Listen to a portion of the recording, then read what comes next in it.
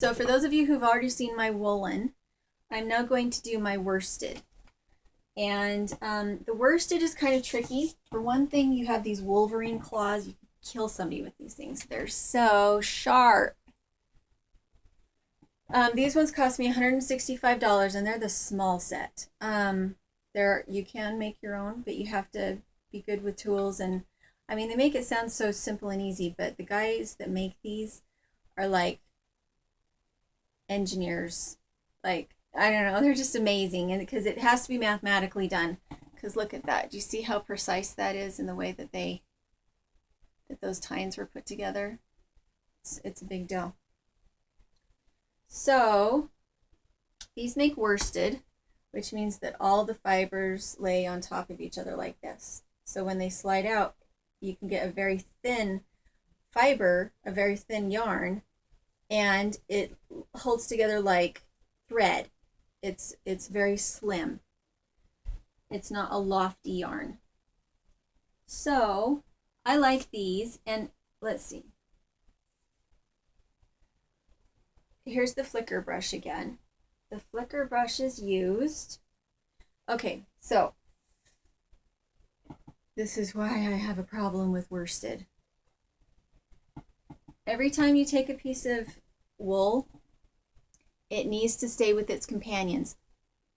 Has to stay with its companions with worsted. It will not work if you separate it from its companions. So what you're looking for is the ends.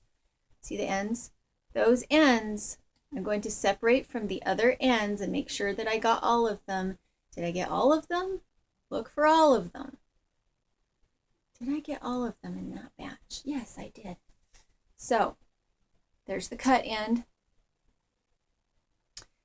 There's the air end. And this is the end that was not connected to the sheep. You can tell because it's dirty and it's kind of bunched together. So specifically, you have to put this on the comb in a specific way. So you have your comb, and I do have a stand for these, but I don't use it. You are actually sitting on the stand with my wool thing. So take the cut end, get it as close to the cut end as you can when you put it on. If you don't, it's really hard to pull it through. And I strongly suggest that you spray it with the almond oil water mixture and let it warm up for a bit. This is not going to be fun. This is going to be a pain in the butt because I didn't do that. Push it all the way down. Go for another piece. Again, make sure that the place that you take it from on the sheep is the same. Don't go in your fleece. You need to sort your fleece when it's cut. Sort it so that everything that was grown together stays together. Same length, same texture, everything. Same crimp. If it's coarse, it needs to stay with coarse. Again, put it on the bottom. Push it down. And one of my other videos, I was doing this because at the beginning I was having a hard time just sitting and talking. It felt more normal to be sitting and doing something while I was talking. So if you liked my how to be a geriatric farmer video, I'm showing you that process now. So there's all the cut ends. Now, this is not going to be fun. It's not wet, it's not oily, it's just dry. But that's what it looks like when it's loaded, and I like to load it up to about there.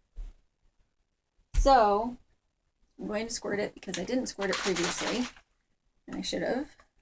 And I should have just let it sit and be warm and moist for a minute to let it be happier. You can use your hand to kind of crimp it up a little bit and get the water into it because the wool will resist the water and the oil, and the inside won't actually get wet unless you actually get in there and move around, and it's like you're putting lotion on something. It needs to be, it needs a little bit of friction. Now, you're not rubbing it, you're squeezing it to get that in there. Okay. So it has a stand that it goes on, but if I'm gonna like watch a movie or something, I like to do something with my hands, so I just take it like this. So you want to get the very, very tips, only the very, very tips.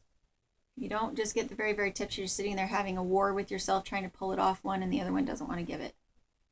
Very, very tips. Be careful not to cut yourself with it. Again, try to use the air movement to keep the ends of your wool from getting caught here or doubling back on themselves. The nice thing is you don't really have to pull slubs out when you do this one because they just fall out because there's more open space. With the woolen carding paddles, because it's all just kind of smushed together, there's nowhere for the dirt to fall out. See that one? That right there? That was because I flipped it. Or excuse me, I didn't flip it. I let it double back on itself. You don't want to do that. So it takes practice to get to the point where it's not always doubling back on itself. You want to make sure they're very far apart when you go to take the next movement, otherwise they will catch on each other. And look at how beautiful that is already. See that? It's much, much cleaner than woolen.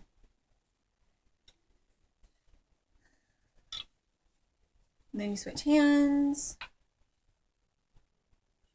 And sometimes you have little bits that didn't get caught, so you have to kind of catch them separate and try to pull them down. And that's kind of, doing this worsted is very wasteful on yarn because in the end you have a whole bunch that either wasn't long enough or wasn't pretty enough or whatever.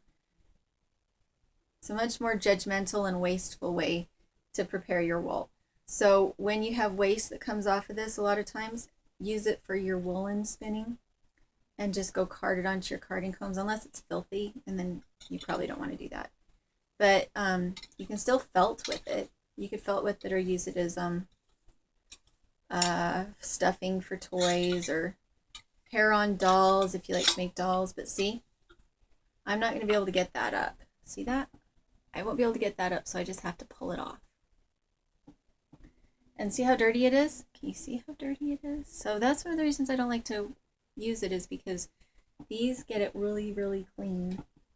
And whatever's left over, why would you want to use that? I just got sheep crap in it. Okay. So once you've gone over it and it's really, really clean, you pull it up so that it's puffy.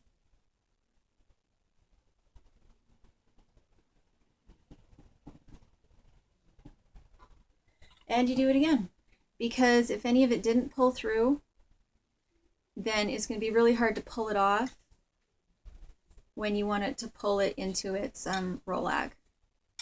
Because you don't roll this one, you pull it.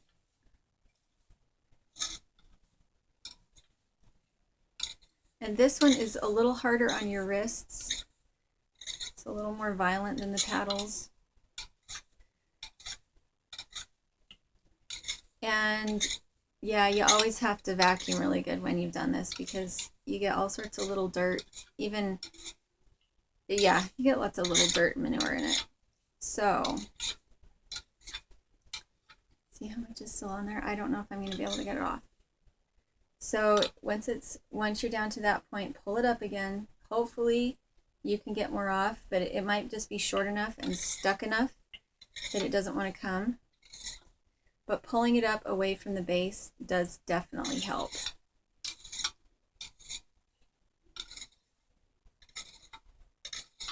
I don't think I'm going to be able to get it. So there's more waste product. See how much of that is going to be wasted because I can't get it off? See? And more vegetable matter. Can you see the vegetable matter in there? How much there is? I don't know. See? So now this is what we have left. Very nice, very pretty, very clean. And this is when it is kind of nice to have a stand, because then you can use both hands, but you don't have to. So I stick it here, bunch it all together, get it together, and just start pulling. And if you don't know how to spin, you won't know how to do this right, because it's like drafting. You don't want to pull all of it out at the same time. You want to pull a little from here and a little from there, so that it stays the same consistency. You don't want it pulling apart. And so before trying worsted combing, learn how to spin, because pulling this is just like drafting.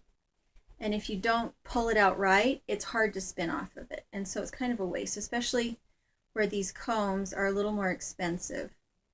I didn't get these until last year. 2 years ago. I got these 2 years ago. And you're supposed to use a little piece of plastic with a hole drilled in the center to pull it through. But I don't have one of those. I just do this. But it would make it nicer. It would make it more consistent. As long as you've done a really good job with your carding. See that? Then you take it, wrap it around your hand, pull it through, and that's your new ball to spin off of. And people can get really analytical about this and say, always start from one end, always make sure that you know which direction, because it makes a difference which direction to pull from as far as which end you pulled off the comb. But I don't do that. If you've seen my videos, you know that I kind of budget a lot. So that's the basics of it. That's how to card. If you have an Angora rabbit, you don't need to card it. We started out with Angora rabbits when we first moved here, and I got a lot of wool off of them, but it was exhausting to trim that rabbit every 3 months. And then I got so much wool off of it that I couldn't use it all. I got 3 big grocery bags full of wool every time I used. Maybe I should do that in a different video. Yeah, I'm going to turn this one off and let this just be worsted. And then I'm going to make another one for the Angora rabbits versus sheep